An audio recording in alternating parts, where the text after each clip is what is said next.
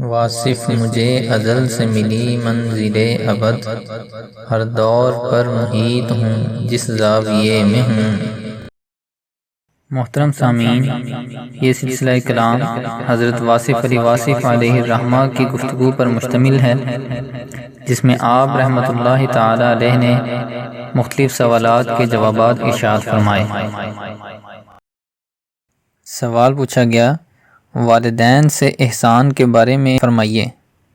حضرت واصف علی واصف علیہ الرحمہ ارشاد فرماتے ہیں، ایک ماں باپ کے لیے اللہ تعالیٰ نے یہ فرمایا کہ ان کے ساتھ سلوک کا درجہ یہ ہے کہ ان کے حکم کے آگے اف بھی نہ کرنا۔ اف کا معنی کیا ہے؟ مطلب یہ کہ ان کے کہنے پر تھوڑا سا چیں بجبیں بھی نہ ہونا۔ وَلَا تَقُلْ لَهُمَا اُف۔ تو اللہ کریم نے سوچا کہ یہ انسان ہے، شاید پوری طرح نہ سمجھے، اس لیے فرمایا وَلَا تَنْهَرْهُمَا، اور ان کو جھڑکی بھی نہ دینا۔ پھر ایک وضاحت ہے کہ قولوا قولا کریما، ان کے ساتھ کریم الفاظ میں بات کرنا۔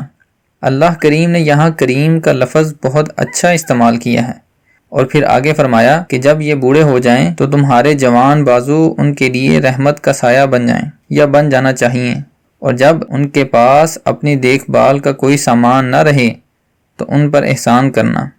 وہاں لفظ ہے احسان، یعنی کہ دیکھ بھال کا ان کے پاس آسرا نہیں ہے، یعنی دیکھ بھال کا شعور بھی چھن گیا، ختم ہو گئی بات۔ اب آپ کیا کرو؟ آپ ان پر احسان کرو، یعنی کہ آپ سارا حق ادا کر رہے ہیں۔ زندگی میں آمدن ہے، تنخواہیں ہیں، دوسرے واقعات ہیں، ان کے کہنے پر آپ نے زندگی کی تھوڑی سی دقتیں بھی گزاری ہیں، اور اس طرح یہ ساری زندگی ہے۔ لیکن احسان کیا ہے؟ احسان یہ ہے کہ ان کے ساتھ اس وقت بھی مکمل طور پر رعایت کرنا۔ احسان کا مطلب یہ ہے کہ کسی دیگر یاد کو دل سے نکال کر اس آدمی کے بارے میں ایک اچھا تصور آباد کیا جائے۔ احسان یہ ہے۔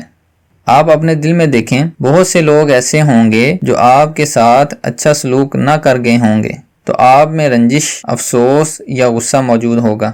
اب احسان کرنے والا آدمی جو ہے، ان لوگوں کی بدنما یاد کی جگہ پر انہی لوگوں کے حوالے سے اچھی چیز تحریر کرتا ہے، تاکہ وہ لوگ آپ کو دوبارہ زندگی میں اچھے نظر آئیں یا ان کی یاد کم از کم اچھی ہو جائے۔